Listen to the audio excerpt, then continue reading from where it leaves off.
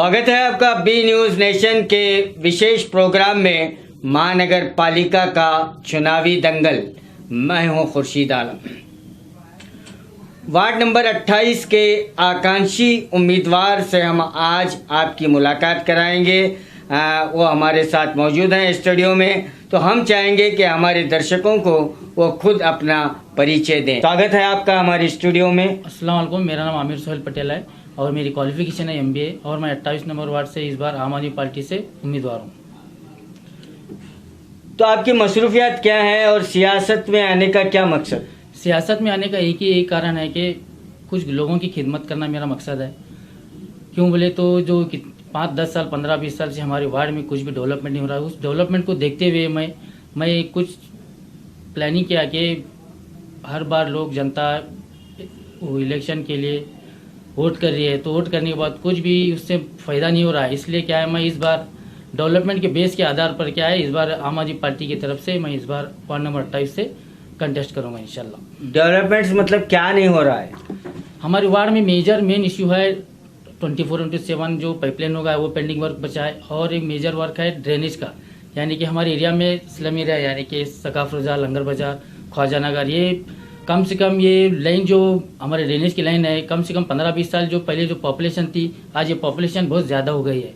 यानी कि जो ऊपर से रामनगर हल्ली कॉलोनी से जो पानी आता है प्रेशर से, वो क्या कि हमारे कमिश्नर जो कॉरपोरेशन कमिश्नर ऑफिस वाले क्या करें, पूरा पानी लगा कि हमारे वार्ड नंबर 28 यानी कि नौबाग में और सकाफ रोजा के लाइन को कनेक्टिविटी है। इसलिए क्या है, वो अगर पानी डाइवर्शन करना था वो बिंदुर पंप के पास वो कट नहीं किए। इसलिए क्या है, अगर मैं पावर में आऊँगा, अगर इंशाल्लाह मेरे को जनता साथ दी तो पहला काम मेरा मेजर काम रहेगा वो ड्रेनेज का, यानी कि पूरा टोटली ड्रेनेज की लाइन टोटली ओपन नहीं डाल के फिर क्या होगा 24/7 का जो पेंडिंग वर्क है वो पेंडिंग वर्क काम को कंप्लीट करूँगा। उसके बाद क्या है, सीसी रोड भी एकदम साइंटिफिक वे से, ऐसा नहीं कि चुप कोई आया किसी बिना साइंटिफिक ने पूरा उसका प्लानिंग पूरा सर्वे होने के बाद पूरा जो उसका लेंथ रोड का जो तुम्हारा विड्थ कितना मीटर रोड बनना है, टोटली जो सैंक्शन हुआ है उसके आधार पे टोटली हम उसके आधार पे काम करेंगे। तो आप बड़े ही बारीकी से स्टडी कर रहे हैं। हाँ वार्ड नंबर 28 की। हाँ, कराओ। तो ये जो भी काम हो रहे हैं हाँ, अनसाइंटिफिकली हो रहे हैं, आप बता रहे हैं। या अनसर्टेन ड्रेनेज का काम है, ड्रेनेज का। रोड का काम है। हाँ। क्या कभी इसके खिलाफ आपने आवाज उठाने की कोशिश की? अब तो कॉरपोरेशन का इलेक्शन हो के 2 साल पेंडिंग होगा, अब तक इलेक्शन नहीं हो गया। जब भी महानगर पालिका को कमिश्नर को जाको मिला हूँ मैं, मिलने के बाद कमिश्नर साहब क्या बोले, करेंगे पेंडिंग वर्क करना है। जब भी जाओ आप कॉरपोरेशन को कोई भी जाओ, फंड नहीं बोल के एक ही आवाज़ आ रही है, जी। फंड नहीं है।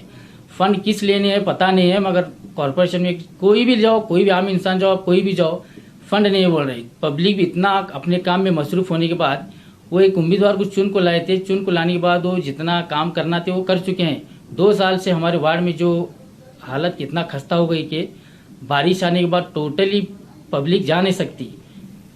इतना राड़ा है कि स्कूल से छोटे बच्चे, हमारे एरिया में क्या है, स्कूल्स हैं, सिकियाब स्कूल है, बाद में गवर्नमेंट स्कूल है, यूनानी कॉलेज है।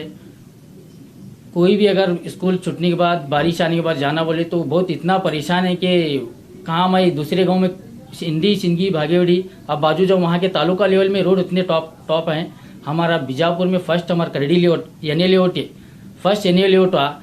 ये एन ए लेआउट फर्स्ट होने के बाद वहाँ के पूरे टैक्स पेयर हैं, पूरे टैक्स भरते हैं, फिर भी ऐसी हालत हो गई कि वहाँ कोई कमिश्नर हो या DC ऑफिस हो, कोई भी उसके बारे में रिलेटेड उसके बारे में कोई भी देखने को तैयार नहीं। क्यों बोले तो वहाँ की जनता टैक्स भरे, ऑलरेडी टैक्स भरने के बावजूद भी वहाँ पर डेवलपमेंट रुका हुआ है।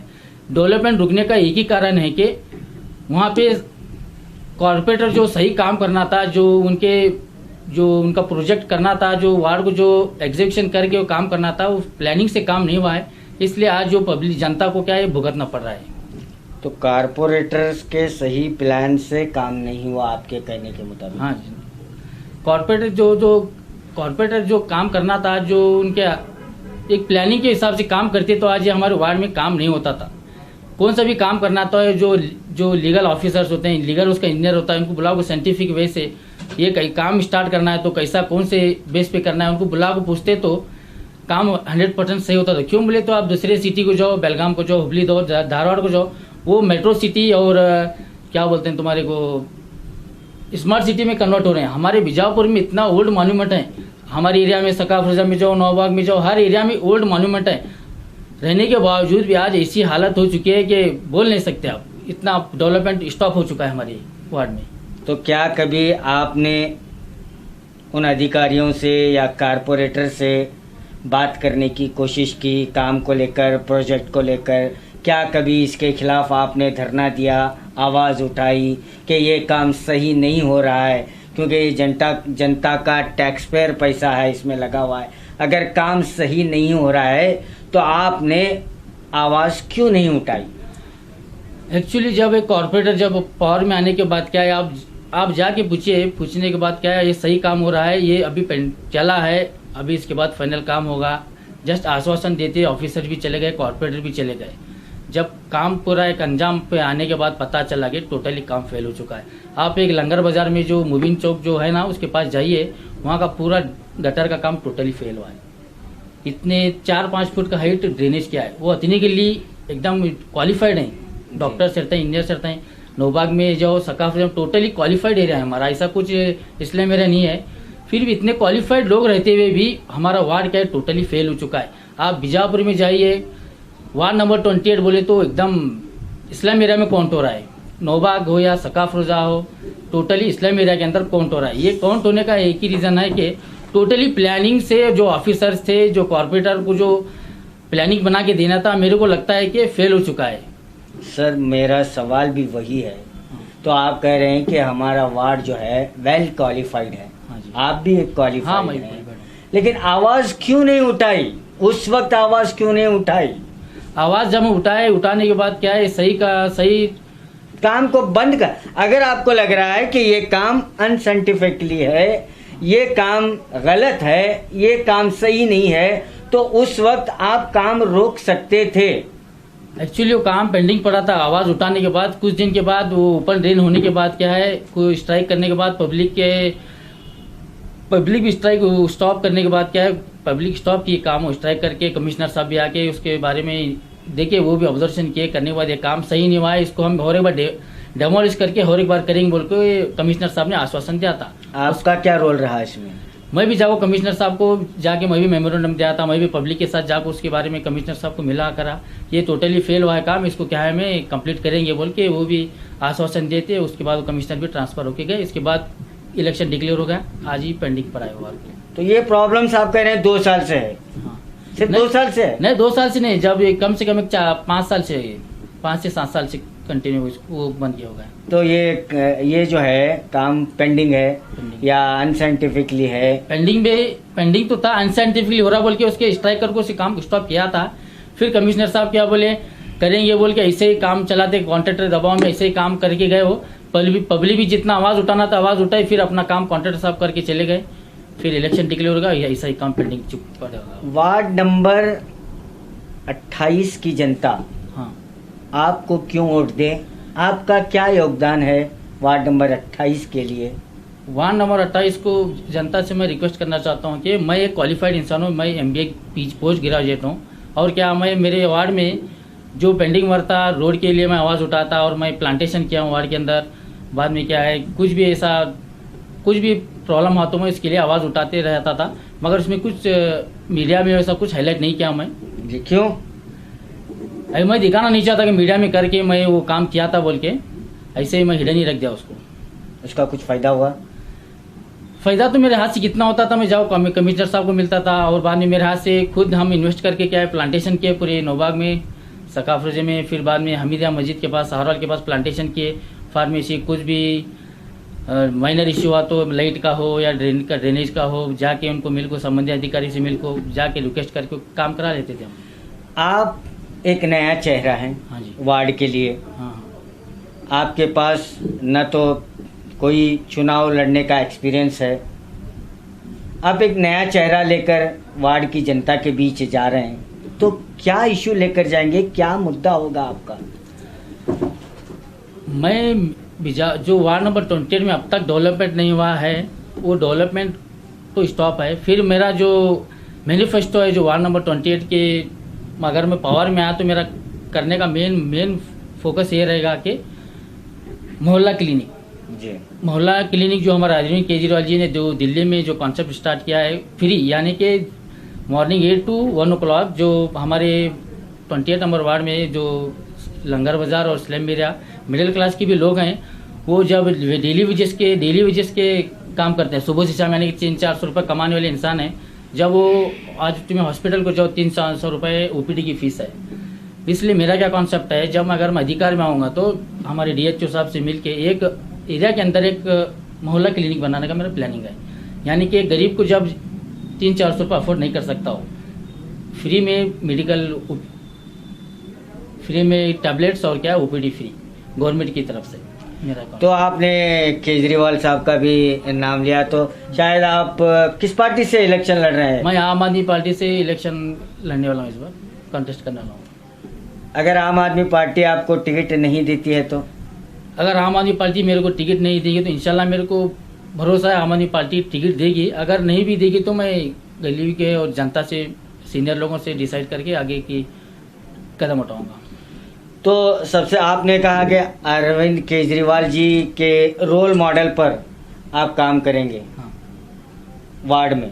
हाँ, अरविंद केजरीवाल जी जो मोहल्ला क्लिनिक बनाए, फर्स्ट मोहल्ला क्लिनिक बनाऊंगा। उसके बाद क्या है, हमारे एरिया में 3 number school, 4 number school, 17 number school है, वहाँ पे हाईटेक टॉयलेट बनाना है। टॉयलेट यानी कि गरीब बच्चे स्कूल को जब आते हैं तो टोटली वो टॉयलेट्स पूरे डेमोलिश हो गए हैं। इसी गंदगी है कि बोल नहीं सकते आप। गंदगी रहने की वजह से उसको क्या है, PWD से पैसा सैंक्शन करा के क्या करूँगा, मैं हाईटेक टॉयलेट बनाऊंगा। उसके बाद क्या करूँगा, हमारे एरिया के अंदर वाटर फिल्टर नहीं है, प्यूरीफाइड वाटर। हर एक एरिया के अंदर मेरा water filter, purified water filter बनाने के, यानी कि 5-10 रुपये लेता हूँ, 5 रुपये 2 रुपये में महानगर पालिका की ओर से वाटर फिल्टर हर एक एरिया में बनाने का मेरा प्लानिंग है। और क्या है, हमारे एरिया के अंदर स्कूल और कॉलेजेस हैं। रहने के बावजूद क्या है, स्कूल जब मॉर्निंग में स्टार्ट हो रही है होने के बाद और शाम स्कूल छूटने के बाद पुलिस की पेट्रोलिंग होना बहुत ज़रूरी है। किस लिए बोले तो स्कूल को जब छोटे बच्चे जब घर को जाते हैं तो किडनैपिंग होने के बहुत चांसेस हैं। इसलिए क्या है, मैं पुलिस पेट्रोलिंग सुबह और शाम में जब स्कूल स्टार्ट होती और शाम में स्कूल छूटने के बाद 2 टाइम क्या है पुलिस पेट्रोलिंग करने का मेरा वो भी एक इंटेंशन है, वो एक काम करने का। फिर क्या है, ओपन लैंड के अंदर एक मैरिज फंक्शन हॉल बनाने का मेरा प्लानिंग है महानगर पालिका की ओर से। क्यों बोले तो हमारे एरिया में डेली वेजेस के सकाफत लंगर बाजार हो तो मिडिल क्लास के लोग 30-40-50 हज़ार पर, जब एक हॉल के ओनर ने जो 50,000 फीस ले रहा, तो जब गरीब एक शादी करता है तो उसको 10,000 बहुत इंपॉर्टेंट रहते हैं। इसलिए क्या है, एक मैरिज हॉल बनाना है, यहाँ के कम से कम BPL का फैसिलिटी वाले क्या है 50%, यानी कि 10,000 है तो 5,000 रुपये उनको डिस्काउंट देके मैरिज हॉल बनाने का और एक मेरा इंटेंशन है। और उसके बाद क्या है, हमारे BCM ऑफिस, यानी कि बिलो कास्ट माइनॉरिटी ऑफिस है, BCM ऑफिस जो माइनॉरिटी जो रिलेटेड रखते हैं, हमारे BPL कार्ड होल्डर को क्या है, BPL कार्ड होल्डर को शादी भाग्य स्कीम है हमारे गवर्नमेंट ऑफ कर्नाटक की ओर से। शादी भाग्य स्कीम में जो भी हमारा अवेयरनेस होगा, मैं एक उनको पूरी हमारी जनता को क्या अवेयरनेस दूंगा कि आप शादी, अगर आपके घर में किसी और की शादी है, अगर आपके पास BPL कार्ड है तो आप BPL कार्ड मेरे के ला को दो, मैं आपको गवर्नमेंट की ओर से शादी के लिए पैसे सैंक्शन करा के दूंगा।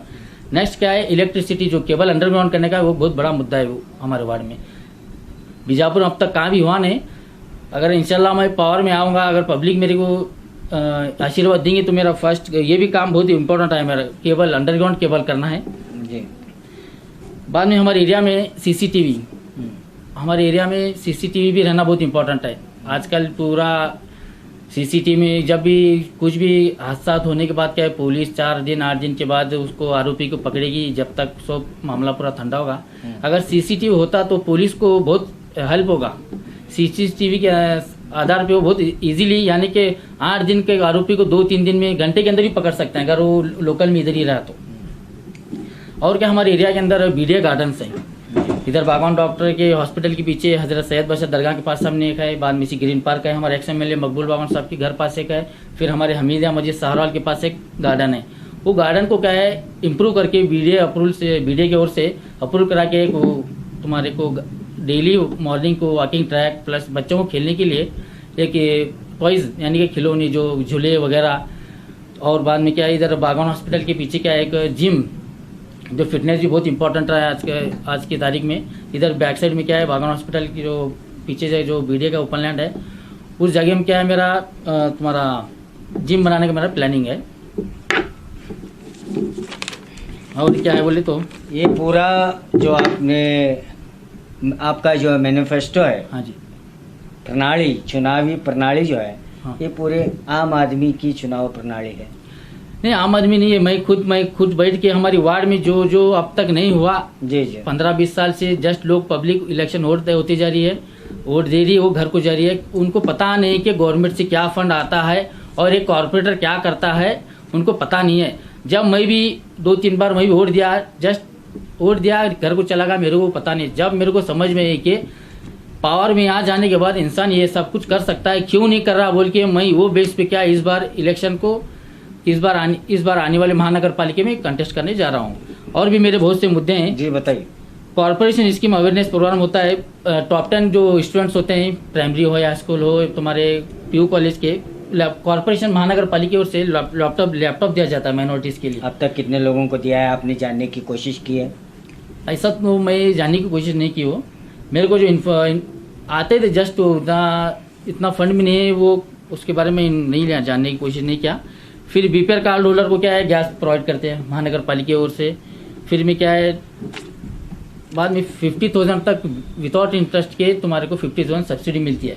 आप जब एक छोटा कौन सा भी दुकान स्टार्ट करें, यानी कि आप 2 लाख रुपए लोन ले रहे, समझो, महानगर पालिका की ओर से आपको 50,000 रुपये की सब्सिडी लोन दिया जाता है। यानी कि आप 2 लाख रुपए लोन ले रहे हो तो 50,000 तुम्हारे को महानगर पालिका की ओर से, government of Karnataka urban development department की ओर से आपको 50,000 रुपये सब्सिडी, यानी कि आपको रिफंड नहीं हो, फ्री ऑफ कास्ट आपको 50,000 रुपये, आपको 2 लाख रुपये में 1.5 लाख रुपये आपको भरना होगा जी।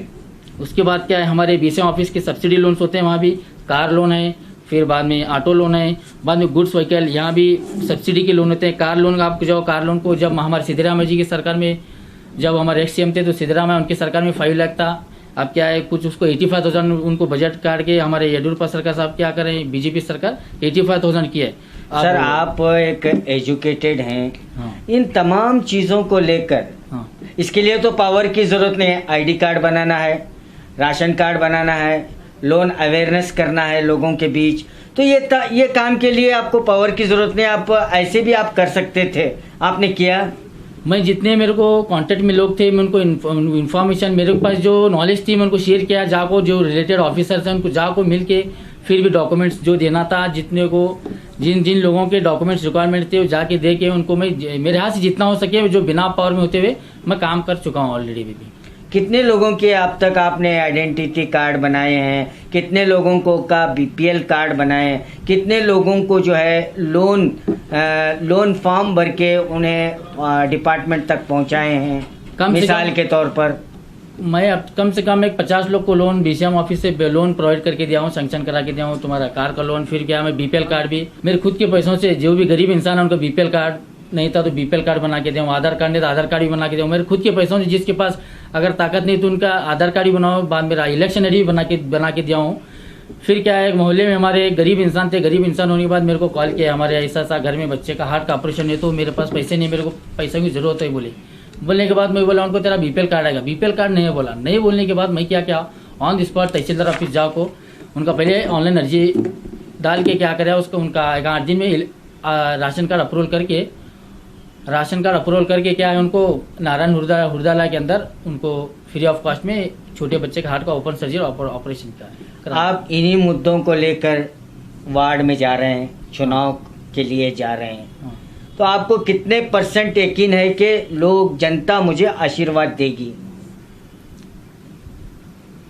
मैं तो फर्स्ट आ रहा हूँ, मैं डेवलपमेंट के आधार पे आ रहा हूँ जी, और एक मैं क्वालिफाइड हूँ, और वो बेस पे मेरे को पब्लिक क्या है, इस बार पब्लिक क्या है, बहुत से लोग को वोट दी, डेवलपमेंट के बेस को ओपन चैलेंज करके वोट नहीं दी। हर बार जो पब्लिक वोट दिया जस्ट चेहरा देख के वोट दिया, इस बार पब्लिक क्या है, चेहरा देख के वोट नहीं दे रही है। इस बार जो वार्ड में जो इंसान डेवलपमेंट करने के जो चैलेंज करके आ रहा है, वो बेस पर इस बार आने वाली इलेक्शन में पब्लिक क्या है, डेवलपमेंट के बेस पर वोट देगी। हर नेता चुनाव से पहले यही वादे करता है और चुनाव के बाद भूल जाता है।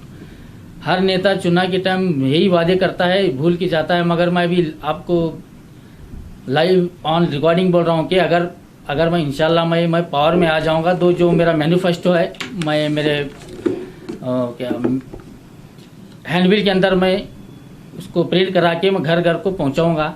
ये मेरा मैनिफेस्टो है, ये मेरे डेवलपमेंट का मेरा कॉन्सेप्ट है। मेरे एक बार चांस दो, चांस देके अगर काम नहीं हुआ तो मेरे गाँव आको आप एनी टाइम आको पूछ सकते हैं 24/7। तो वार्ड नंबर 28 की जनता को आप क्या मैसेज देना चाहेंगे? वार्ड नंबर 28 की जनता से मैं रिक्वेस्ट करना चाहता हूँ कि इस बार मैं डेवलपमेंट के नाम पर, डेवलपमेंट के बेस पर ये इलेक्शन लड़ने जा रहा हूँ। सभी वार्ड नंबर की जनता के वोटर्स को मैं रिक्वेस्ट करना चाहता हूँ कि जो डेवलपमेंट के बेस पर जो आपको वोट मांग रहा है उस इंसान को आप वोट देके कामयाब करिए। और मेरा वादा है कि जो मैं मैनिफेस्टो, जो मेरा इलेक्शन का जो मैनिफेस्टो है वो 100% मैं आपके सामने रख के वो बेस पे आधार पे डेवलपमेंट करके दिखाऊंगा आपको। हर बार आप वोट दिए, इस बार जो आप वोट देने जा रहे हैं डेवलपमेंट के आधार पर वोट दो। आप जान सकते हैं कि हमारे वार्ड में कितनी हालत ख़राब है। आपको मैं फ्लैशबैक नहीं ले जाना चाहता। अभी आप सफ़र हो रहे हैं जो प्रॉब्लम चले हैं हमारे वार्ड में, इसलिए मैं क्या बोलता हूँ जो डेवलपमेंट के आधार पे आ रहा है उसको वोट दो। और एक तुम्हारा कीमती वोट है, आप अपनी वोट को मत बेचो।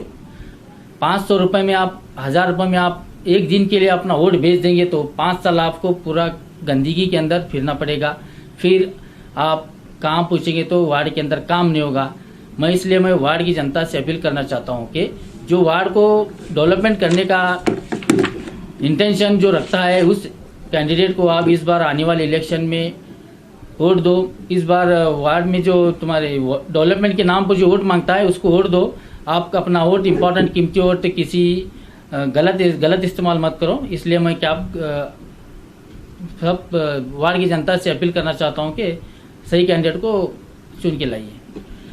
तो ये थे आम आदमी पार्टी के आकांक्षी उम्मीदवार वार्ड नंबर 28 से आमिर सुहेल पटेल। हम भी यही चाहते हैं कि जो आपने जनता से वादे किए हैं उन वादों पर खरे उतरें और जनता का सहयोग आपको मिले। अगले एपिसोड में एक और नए वार्ड, नए चेहरे, नए उम्मीदवार के साथ हम आपके रूबरू होंगे। तब तक देखते रहिए आपका अपना बी न्यूज़ नेशन।